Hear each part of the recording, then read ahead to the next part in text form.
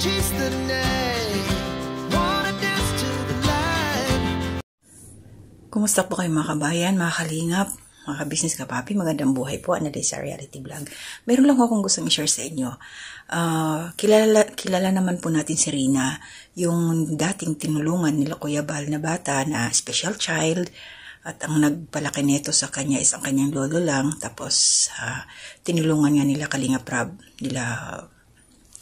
sila Kuya Bal para maipagamot, at inalagaan ito ni si Ate Roda Mix Vlog ang nagbabantay sa bata. Ngayon po may napanood akong video sa kanya na naliligo at hindi ko alam kung sino yung kasama nito na nagbabantay.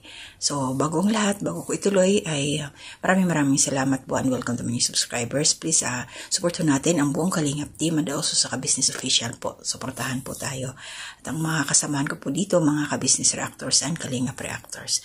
So ito po yung napanood ko kagabi. Naliligo yung batang ito. Kumuha ko ng konting clip. I-attach ko po. So, ito yun. Panoorin natin.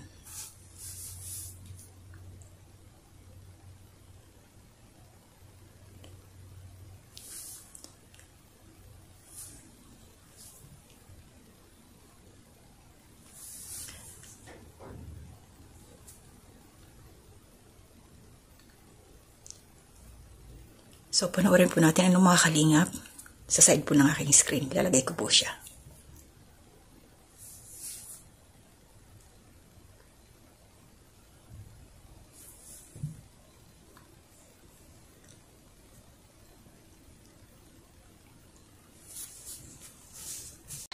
Kayangan kong magalaya. Ako'y patawarin. Malinaw bash. Oo. Sa mga bashers mo, anong masasabi mo? Huwag na sana ulitin. Huwag nang ulitin. Bakit ka kasi binabash, di ba? Iwan ko. Oo. Kaya nga. Sabihin mo nga sila, wag ka na nilang i-bash kasi wala naman silang ganda katulad mo, di ba? Kaya nga. Ay, nako. Maganda ako. Oo. Ano ang masasabi mo sa mga bashers mo, Reyna? Kasi maganda sa akin. Kasi nababash. Mga kilala. Kaya nga, sa mga daw nang babash kay Reyna, kung hindi kayo maganda katulad ni Reyna, wag nang mag-bash, no? Cute. Di ba? Kung sino pa yung hindi maganda, Reyna, sila pa yung mapang-bash. Bakit Kaya kayo? nga. Oo. Di ba? Oo. Sana all maganda kasi Reyna, ang dami mong fans talaga. Kaya nga. Okay mga kalingap, no, yun. So, no, kinuha ko po yun. Total, naka-public naman. Tsaka konti lang yun. Gusto ko lang, yun, i-share ko na sa inyo. Yung nagbabantay kay Rina, iba yung tinuturo niya sa bata. Alam naman na yung kaisipan ni Rina ay hindi normal. Narinig niyo yung sinabi.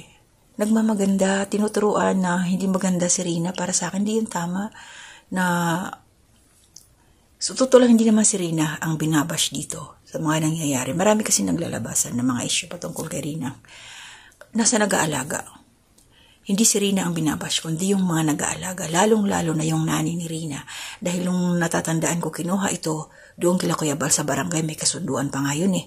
Nagpirmahan yun na ang mag-aalaga talaga is yung nanay ni Rina. Pero kamukat-mukat, makikita, nasa ibang tao si Rina. Iba ang nag-aalaga. So, hindi na nga nakakapag-aral, tapos ganyan pa yung ituturo sa bata. Hindi naman makakapagsalita si Rina ng ganun. Yung mga nang babasa kanya, nagsabi nga lang niya, wag na uulitin, pero pinalawak nung nagbabantay sa kanya na hindi maganda na wag na daw si Rina i-bash kasi sabi nga ni Rina maganda daw siya. Hindi naman yung galing doon sa kanya, hindi naman ganun si Rina. So tinuturuan nila yung bata na hindi tama. Kawawa talaga si Rina. Hindi ko alam kung anong nangyayari sa nanay, baka mamaya sustentado rin kaya hindi niya binibitawan. Kumbaga okay lang sa kanya. Marami nang naglabasan na si Bambupil nga may reaction kasi may napansin din siya na yun nga, nagsasayaw si Rina na nakataas yung bra. Tapos ito ngayon, mayroon pa kasi ibang nag-upload din, hindi ko nakita na may nag-reaction lang, nakasamahan din namin sa Kalingap na naliligo nga ito si Rina, nataas yung damit. Siguro kasamahan nila dito sa video na to. Kasi nasa ibang tao ang nag-vlog ka Rina. So parang ginagamit nila dito si Rina para, ayan, may mga ganyang sitwasyon. Okay lang sana kung may natututunan yung bata na maayos, kaso wala eh.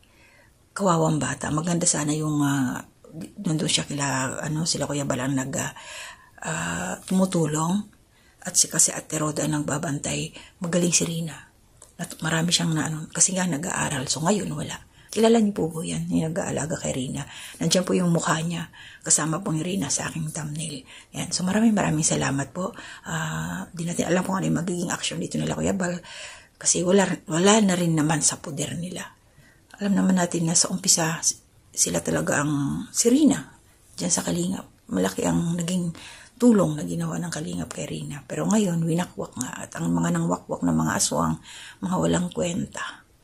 Hindi naman nila mabigyan ng tamang pag-aasikaso. Ito si Rina na special child. Yun lang. So maraming salamat po. Hanggang dito na muna. To God be the glory.